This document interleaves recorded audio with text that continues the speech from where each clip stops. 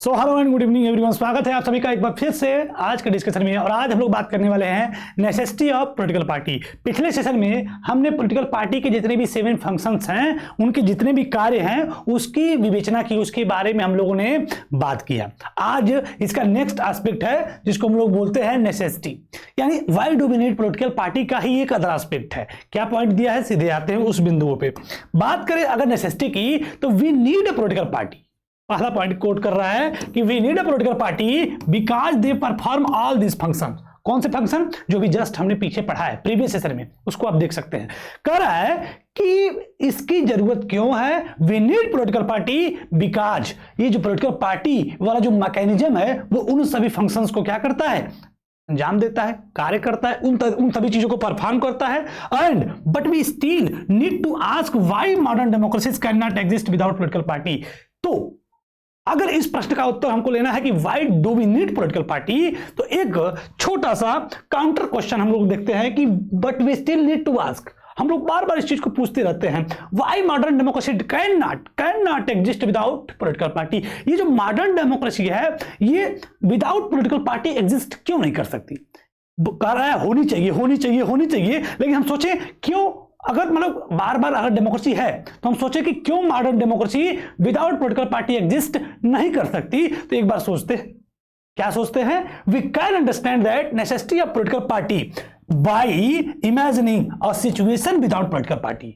अगर इस चीज को देखना है कि why do we need political party, या इसकी आवश्यकता क्यों है, या नेसेसिटी क्यों है, एक बार इसके ठीक अपोजिशन में, कंट्राडिक्शन में जाके सोचते हैं। एक ऐसी सिचुएशन को, इस सिचुएशन हम देख रहे हैं कि पॉलिटिकल पार्टी है तो ये सारी चीजें हो रही, फंक्शन हो रहा है, लेकिन एक ऐसी सिचुएशन को हम सोचते हैं जिसमें पॉलिटिकल पार्टी एग्जिस्ट न करती हो।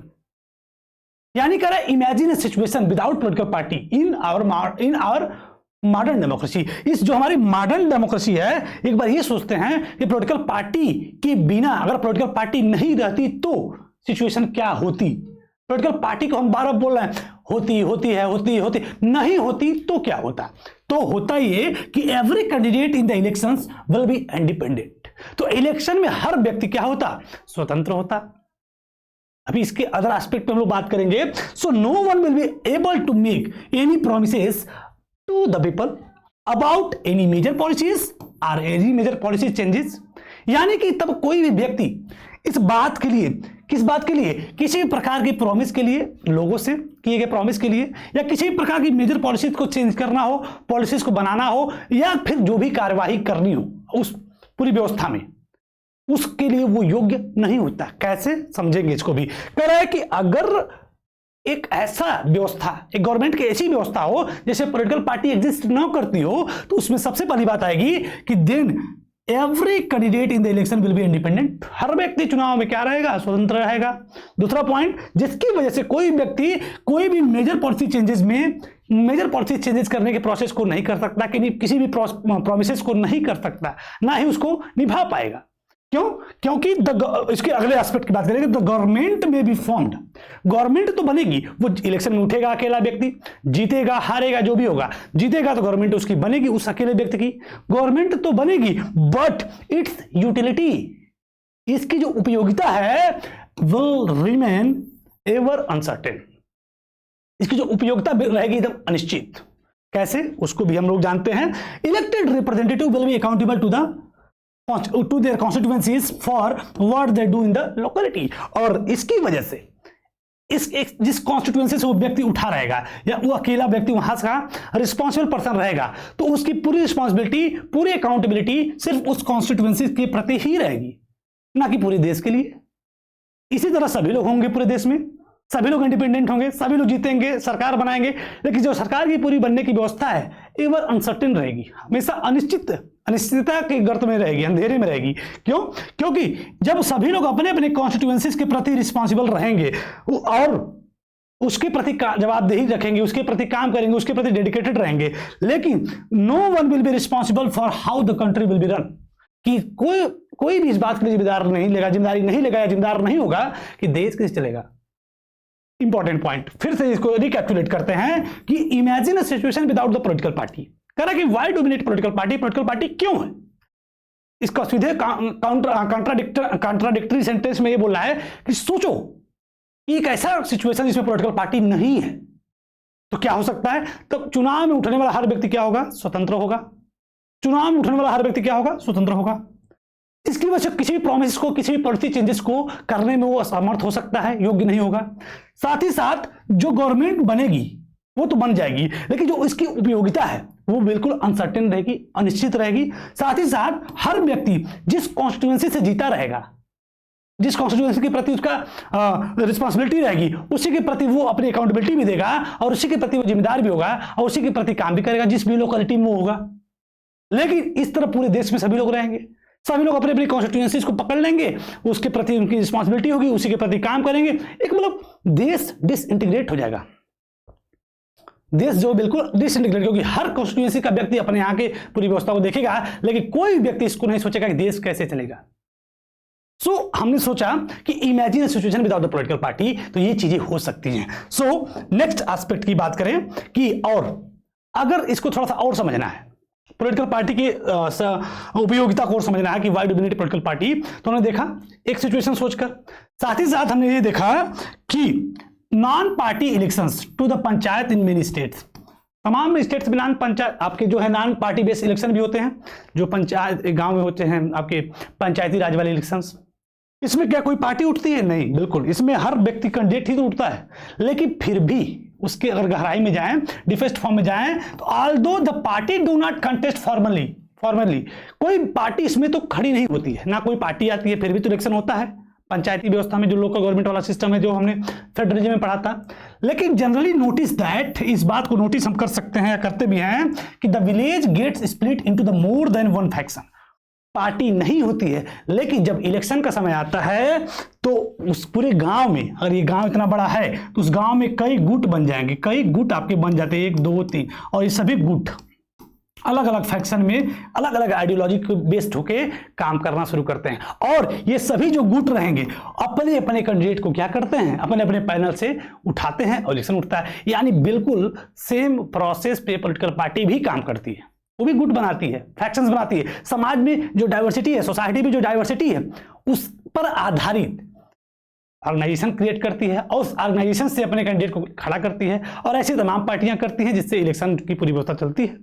यानी कि हम करें इलेक्शन पॉलिटिकल पार्टी हो ही ना, तो गांव में नहीं होता है, बिल्कुल नहीं होता है, फिर भी इलेक्शन होता है। लेकिन जब इलेक्शन होता है तो बिल्कुल पॉलिटिकल पार्टी के प्रिंसिपल पर ही वो काम शुरू हो जाता है। क्या होता है कि विलेज जो है उस वक्त स्प्लिट हो जाता है into more than one faction, और each of this puts up a panel of its candidate, और हर व्यक्ति अपने अपने पैनल से कैंडिडेट को खड़ा करता है। यानी कि वहां पर भी पॉलिटिकल पार्टी का एक छोटा सा फॉर्मेशन देखने को मिल जाता है, गुटबंदी वहां पर भी देखने को मिल जाती है। सो that is a reason we find political party in almost all over the country of the world। इसी की वजह से all over the world की बात करें, हम पॉलिटिकल पार्टी चारों तरफ देखने को मिलती है। हर देश, मैक्सिमम द कंट्री हमने देखा था ना 100 साल पहले, मैक्सिमम कंट्री में डेमोक्रेसी, जितने भी डेमोक्रेटिक फॉर्म ऑफ गवर्नमेंट थे उसमें पॉलिटिकल पार्टी नहीं थी। लेकिन आज कंडीशन में बहुत ऐसे गिने चुने देश बचे जहां पे पॉलिटिकल पार्टी नहीं, हर जगह है, हर जगह पॉलिटिकल पार्टी एग्जिस्ट करती है। एंड दिस कंटिन्यू आर, ये बिल्कुल कंटिन्यू है। This countries or big or small, old or new, developed or developing. तो वो देश चाहे कैसा भी हो, वो पुराना हो, बड़ा हो, छोटा हो, पुराना हो, नया हो, डेवलप्ड हो, विकसित हो, विकासशील हो, किसी भी प्रकार का देश हो, almost all the country of the world, almost all country of the world, उसमें आपको पॉलिटिकल पार्टी देखने को मिल जाएगी। And the rise of political party is directly linked to the emergence of representative democracy. और इस बात जो राइज ऑफ पॉलिटिकल पार्टी, जो पॉलिटिकल पार्टी का लगातार राइज देखने को मिल रहा है, इसका सीधे इस बात से लिंक है कि इसमें इमरजेंस ऑफ रिप्रेजेंटेटिव डेमोक्रेसी होती है। इसमें बिल्कुल रिप्रेजेंटेटिव वाला डेमोक्रेटिकल फॉर्म देखने को मिलता है। इसको हम लोग आगे वाले कंसेप्ट में देखेंगे। साथ ही साथ लास्ट जो पॉइंट है, as we have seen, large society need representative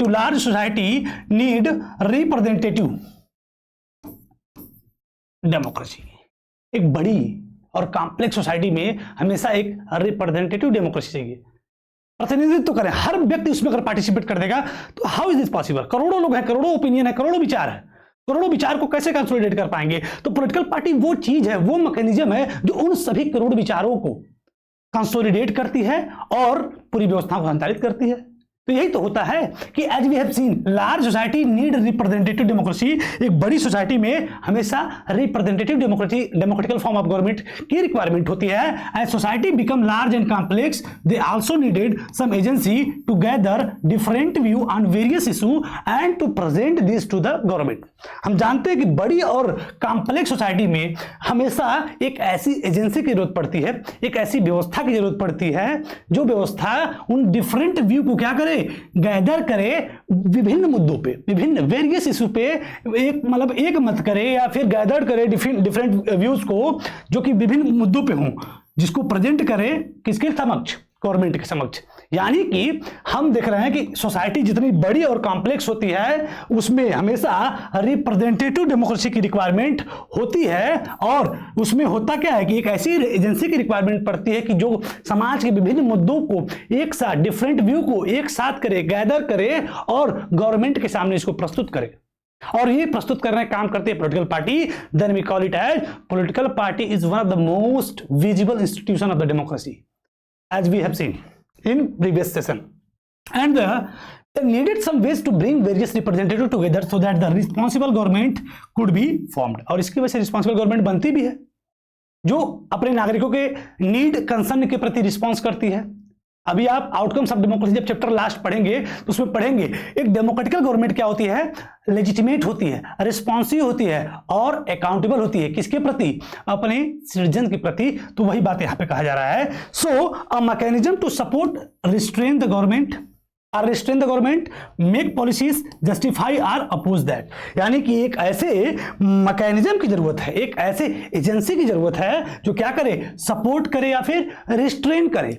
support करे, रिस्ट्रेन करे। जैसे गवर्नमेंट को क्या करे, सपोर्ट भी करे, विरोध भी करे, गवर्नमेंट को पॉलिसी भी बनाए, जस्टिफाई भी करे, विरोध भी करे। तो ये पूरा काम कौन करती है? अच्छे से पॉलिटिकल पार्टी। क्योंकि जो जीतता है गवर्नमेंट को सपोर्ट करता है, गवर्नमेंट को चलाता है। जो हारता है वो गवर्नमेंट जीतने वाली व्यवस्था के प्रति क्रिटिसाइज करता है, उसकी कमियों को बताता है। यानी हर हाल में चाहे जीता चाहे हारा, कोई भी पॉलिटिकल पार्टी जो होती है गवर्नमेंट के लिए बड़ी ही शानदार तरीके से काम करती है। जीत गई तो उसका सहयोग करके गवर्नमेंट को चलाने में मदद करती है, हार गई तो जो जीतने वाली गवर्नमेंट है उसकी पॉलिसीज को क्रिटिसाइज करके उसको और बेटर फॉर्म ऑफ गवर्नमेंट बनने के लिए सहायता करती है। और इससे हमारी डेमोक्रेसी की सुंदरता और भी बढ़ती है, और भी शानदार होती है। Then we can confidently say that कि there are that parties are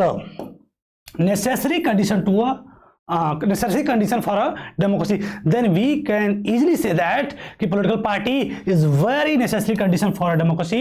यानी डेमोक्रेसी के लिए एक बड़ी आवश्यक शर्तों में से एक है। यानी कि अगर कहीं डेमोक्रेसी है तो वहां पे पॉलिटिकल पार्टी का होना बहुत ही जरूरी है। यानी हमने देखा कि कहा कि why do we need political party, तो हमने कहा कि बिकॉज ऑफ देयर फंक्शंस, जो कार्य करती है इसकी वजह से पॉलिटिकल पार्टी की हमें जरूरत है।